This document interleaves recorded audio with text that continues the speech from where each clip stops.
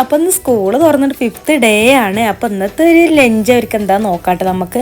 അപ്പോൾ വേറെ ഒന്നുമല്ല, നമ്മളെ നാടൻ മുരിങ്ങ ഇലയാണ് കേട്ടോ, താളിച്ചതാണ്. നമ്മളോടൊക്കെ താളിക്കുക എന്നാണ് പറയുക. അപ്പം മുരിങ്ങ താളിപ്പാണെന്ന്. അവൾക്ക് എന്തെങ്കിലും ഒരു കറി വേണം, അല്ലെങ്കിൽ തൊണ്ടയിൽ നിന്ന് ഇറങ്ങൂല എന്ന് പറയും കേട്ടോ റഷമോള്. അപ്പം ഞാൻ കൂട്ടത്തിൽ ജിനുവിനും കൂടി ചേർത്താക്കി അങ്ങനെ 2 പേർക്കും മുരിങ്ങ താളിച്ചത്. പിന്നെ നമ്മളെ സാധാ റേഷനരിൻ്റെ ചോറാണ് കേട്ടോ അത്. പിന്നെ ബീട്രൂട്ടാണ്. ബീട്രൂട്ടും കിഴങ്ങും സവാളയും കൂടി നമ്മൾ കടുക് പൊട്ടിച്ചിട്ട് അങ്ങനെ ജസ്റ്റ് കുക്കറിൽ വന്നിട്ട് പെട്ടെന്ന് ഞാൻ വേവിച്ചെടുത്തതാണ് കേട്ടോ. അപ്പോൾ കിഴങ്ങ് കൂടെ കടിക്കണോണ്ട് മക്കൾക്ക് ഇത് നല്ല ഇഷ്ടമാണ്. ബീട്രൂട്ട് മാത്രമാകുമ്പോൾ അവർ കഴിക്കൂല. പക്ഷെ ഇങ്ങനെ ഒന്ന് ഉണ്ടാക്കി നോക്കണം കേട്ടോ, ഉണ്ടാക്കാത്തവർ. അത് നല്ല ടേസ്റ്റാണ്, മക്കൾക്ക് ഒരുപാട് ഇഷ്ടമാണ് കേട്ടോ. പിന്നെ ഞാൻ ഇതാക്കണം ജിനുവിനും ഇതേ സെയിം സാധനം ആക്കണം. അപ്പോൾ ആദ്യം ഞാൻ അവൾക്ക് സെൻറ്ററിൽ വെച്ച് കൊടുത്തു കേട്ടോ. പിന്നെ എനിക്ക് തോന്നി ബീട്രൂട്ട് ഇനി ആകെ ആ കറിപ്പാത്രത്തിൽ കൂടെ ഒക്കെ ആവും എന്ന് എഴുതിയിട്ട് പിന്നെ ഒരു സൈഡിലേക്ക് വെച്ച് കൊടുത്തിട്ടുണ്ട്.